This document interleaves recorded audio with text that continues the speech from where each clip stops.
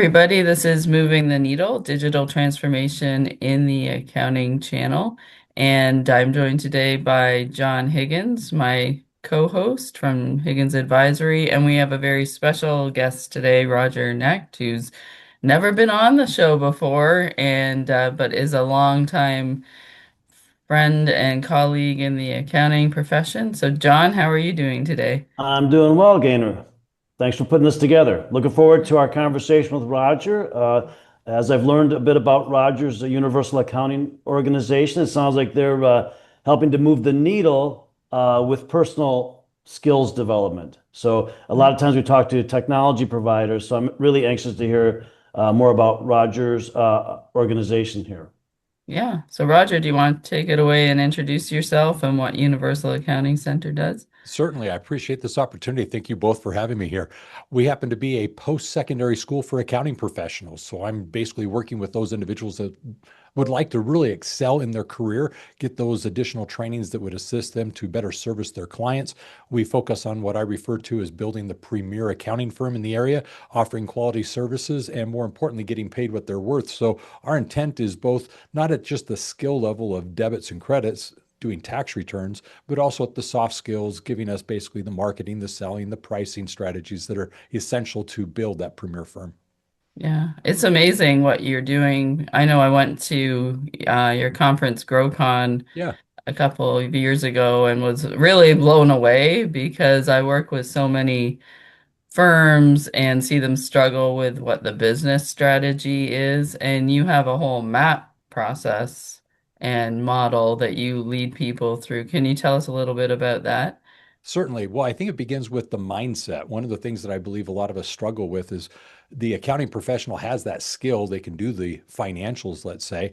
So they have that accounting, let's say, competency, but they need to merge it with the entrepreneur spirit. They need to actually become what I refer to as an accountpreneur. So what we're basically doing is, as you correctly said, is we help them map the business. It's focusing on three core areas of every company. It's the marketing and sales. How do you grow and get the clients you deserve? It's the accounting services that you're offering. And then the P represents production. It's how you're efficiently and effectively working to do the work that needs to be done so that you can be profitable.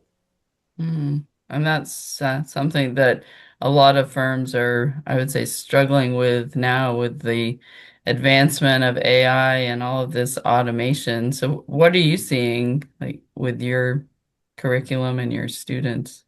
Well, I'm going to go back to that mindset statement that I made a moment ago. I really feel that the first thing that we have to do is, first of all, distinguish, are you in this because it's a job, something that you just see as Mm. a task that you perform, or are you passionate about it because you see this as a career, a profession that you've actually embraced? If you have that perspective, AI simply becomes now a tool that you're using. It's the same evolution that we went through years ago as we evolved onto the cloud. Initially, there was that hesitation. Do I really want to take what's on my hard drive that I'm able to access and control and put it out there in this ethereal world where I don't know where it is, where it resides, who's protecting it? Well, we're very comfortable with that now. And I think there's a lot to be said about that evolution where we went paperless. I think a lot of people might remember that whole push, and it took perhaps over a decade for that to really take place.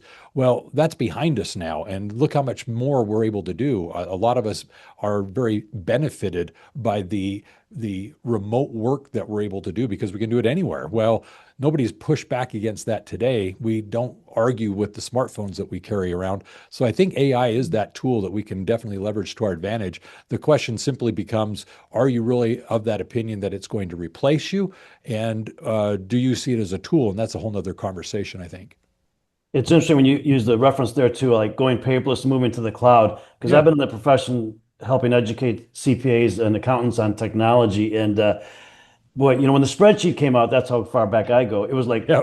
it was really easy. They wanted to learn about it because they could see right away how beneficial electronic spreadsheets could be, of course. Yeah. But the whole cloud transition, I mean, I felt like it took 25 years to move accountants into the cloud, and many of them went in kicking and screaming, but we all finally pretty much got there. And so I often wonder with AI, how quickly is it going to be embraced and adopted? And obviously, there's a lot more pressure just by watching the media and such. There's more pressure to really learn about it. So it's kind of an exciting time, and I think your organization is right on the right timing. The entrepreneur, what do you call it, entrepreneur? I love that Accountpreneur, term. yes.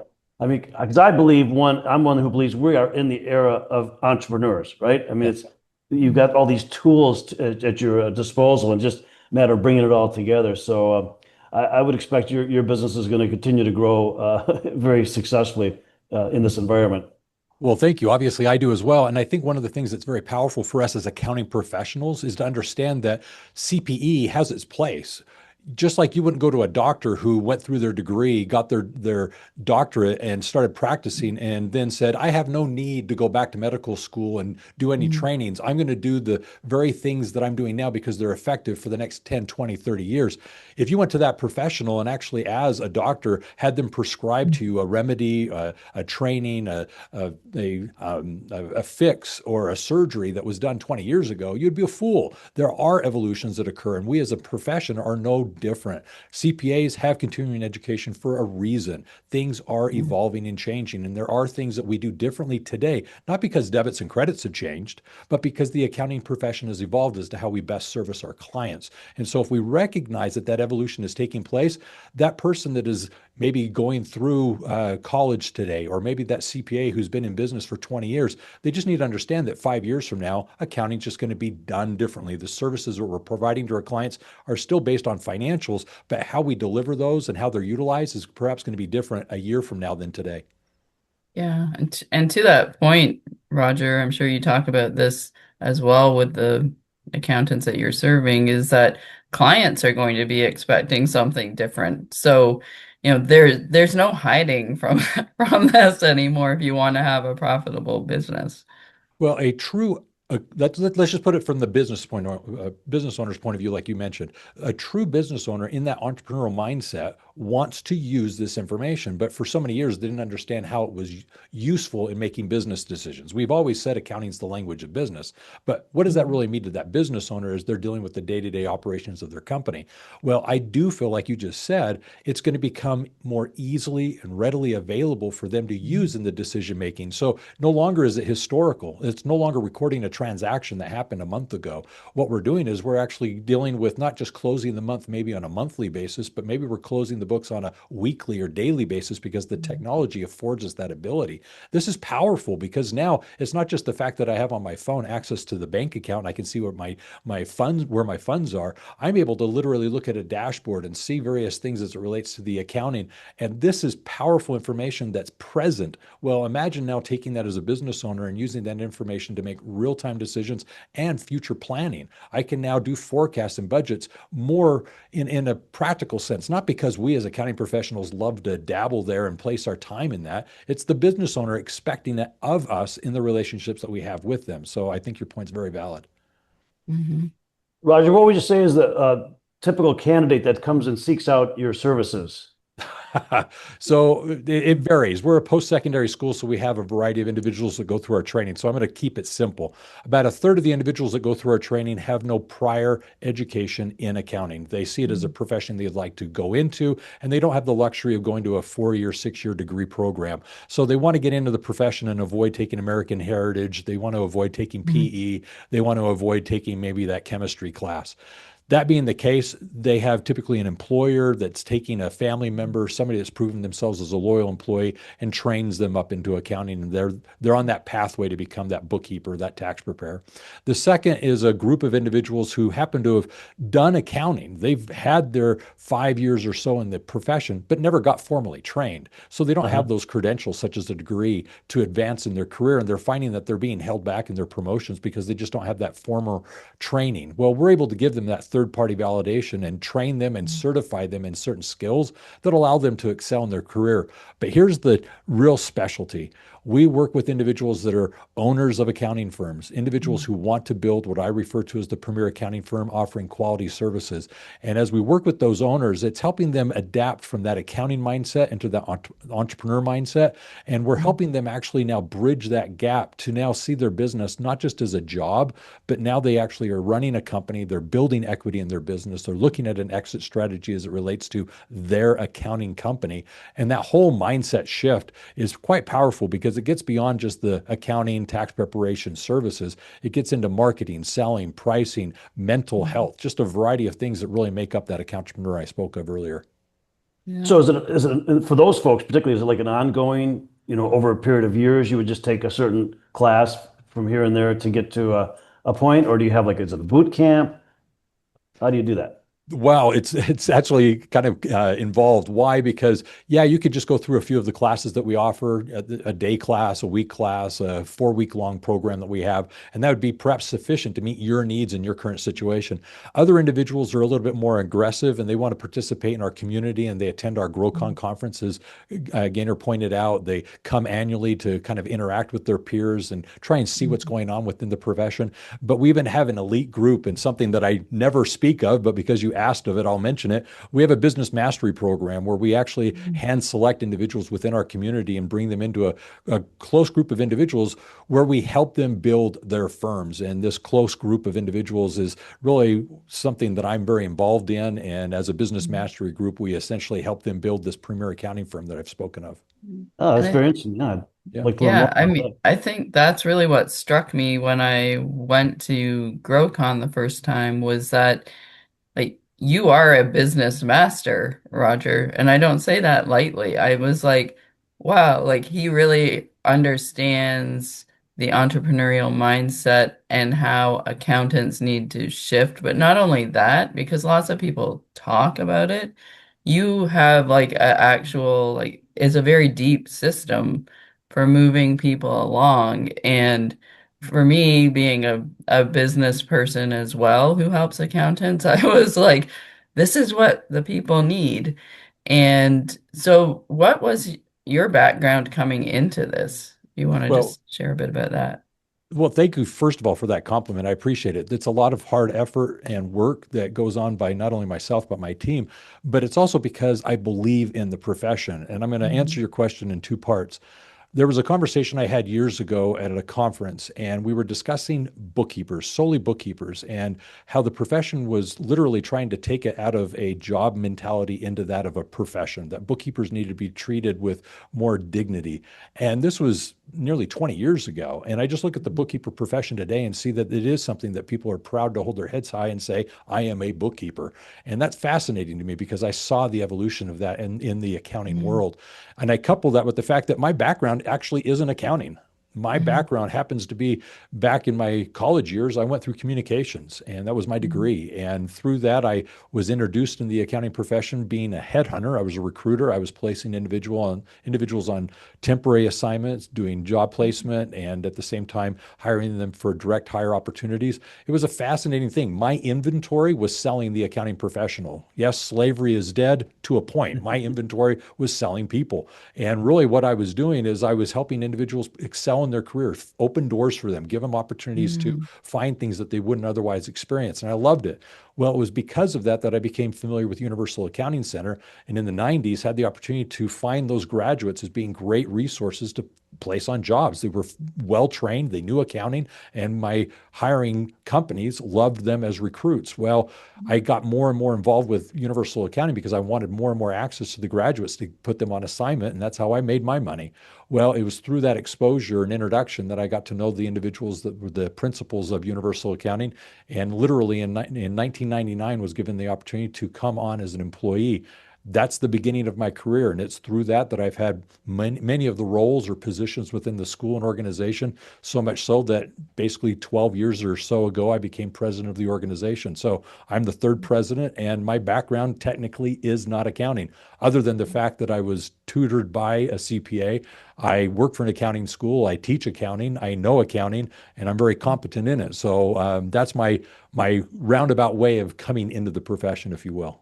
Yeah, that's amazing. And you and I share that. I mean, my background is also communications, and I had the opportunity to start working with accountants. I was like, these people are amazing. I love working with them. So, Yeah. and John, you obviously as a CPA who's come into educating and training firms, I mean, you can see the value that Universal Accounting Center would offer as well. So, Yeah, absolutely. And like I said at the very start, I mean, the fact that Rogers' organization is focusing on helping in skills development, as opposed to just bringing another new technology into the profession. We need more skills development. There's no question about it. especially in Mhm. this era of AI. Everybody's trying to figure it out and how do we use it safely and how do we embrace it instead of, worrying about losing our jobs. So I think that's a very, very important service that you're offering. I was going to ask you, Mhm. Roger, just kind of a special personal question, maybe. I had an inquiry because I do a lot of education, and it was a pretty large organization. It's a financial services company, and they're putting in a whole new financial and ERP system. And they wanted to know if I would do like a basic accounting presentation for their software developers. Yeah. So I could put something together, but it's not really my forte per se. But would that be something you guys would do? 100%. There's a class specifically designed for it. It's called color accounting. It's Oh. intended for non-accounting professionals. It's used in Fortune 500 companies with their mid-management and upper management to actually introduce them to financial principles. It's a powerful course. The fascinating thing about it is it's tactile in the sense that think of it like a game, a board game, where you're Uh, physically moving transactions through the board, seeing the uh, debit and credit experience without the accounting terminology. It's a day-long class. And that course, typically from a remote or independent study point of view, is generally done by individuals in less than a week. But the point is it doesn't bring in the accounting terminology of debit and credits until the very end. So you're very familiar with and comfortable with the movement of those transactions. And then at the end, you're kind of shown what this is from an accounting point of view. And so many people love this. I've had CPAs go through the training, love it in the sense that it finally took something that they saw as math now as being something physical that they could visually see because of the colors that are used and the tactile experience of using something that you're moving physically. So that class is designed for what you're specifically trying to accomplish with non-accounting professionals understanding what the accounting model is. well, that's awesome. That's good to know, and I'll definitely keep you in mind Yeah, future opportunities like that come up. certainly. Yeah, for Thank you. all of our technology company friends out there who are watching, I mean, that's something that every software person who is getting into the profession probably needs to have as well. Yeah. So, to wrap things up, Roger, I mean, from your perspective, when you look at where we are in the profession today, I mean, AI is a trigger for people, but it's also a big opportunity. And you talked about the cloud and making that transition. The thing I see with that analogy is that the cloud was very much about in your accounting firm, you need to transition your accounting things to the cloud. And now AI is so much bigger than that. It's touching everything everywhere. You can't escape it. And so it's not just moving files to AI. In fact, we don't want to do that. We want to have a plan for how we're going to use AI in the practice. So, do you have any, I guess, parting wisdom on how firms should think about this? Because it's a major shift. It certainly is. And there is something that I'd like to share. The first thing I'd like to begin with is my optimism. I am very excited about the future as it relates to Mhm. accounting. I do feel that we individually, as professionals, have a role to play in this, and that if we embrace AI, we will have a very positive and financially beneficial experience with it. The second thing I'd point out is I would like you to become familiar with this term of becoming the human in the loop. You've got to Mhm. understand that with all this technology, all this information, the business owner, they're passionate about their business. They are good with their widgets, their service. They Mhm. know what they do. They know how to market it, sell it, fulfill it, and take care of their customers.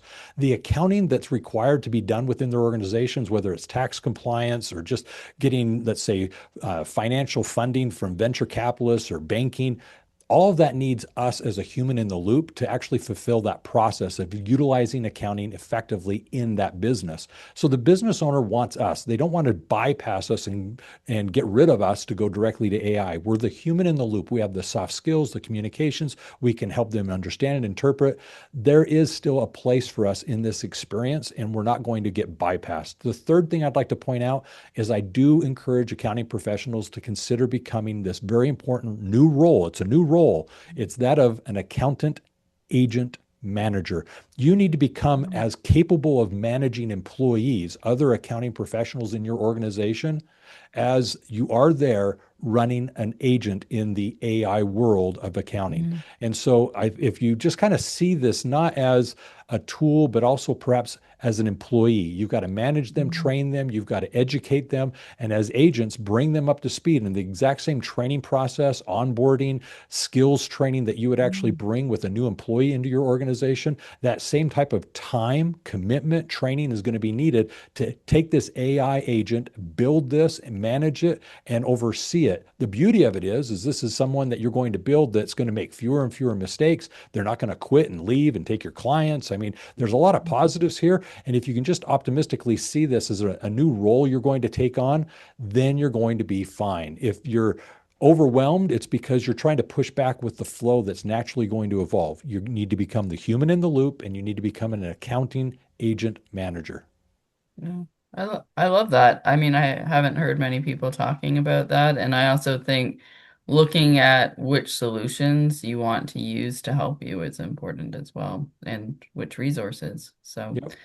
yeah, Well, thanks for sharing amazing. your information with us, Roger. It's really, appreciate the opportunity to learn more about what universal accounting is all about. Yeah. John, it was a Yes. pleasure. I enjoyed our conversation. This was a wonderful discussion. Yeah. Thank you so much, Roger, and I'm sure I'll be seeing you soon. And please check out Universal Accounting Center. What's the URL everybody should go to? I encourage them to go to universalaccounting.com, and there you can see in the navigation where we have free resources for the accounting profession. Each year we come up with something that we do as part of our give back program to the profession. There are a ton of free resources there, books, courses, white papers, just a variety of things that you can take advantage of. The principal one we're promoting right now is the Accountpreneurs Challenge. It's a 90-day Mm. free challenge that you can participate in to work on yourself and your business. All right. Well, we could hop into the 90-day challenge and have a whole new accounting firm mindset and business model before the end of the year. So There definitely you worthwhile. go. All right. Great. Well, thank you again, Roger. It was a pleasure. And thank you, John. We'll Okay. see Thanks you again next. for hosting, Roger. Nice to It meet you. was wonderful. Take care, everybody. And remember this, if it's about accounting, it's universal. Excellent. See you later on Moving the Needle.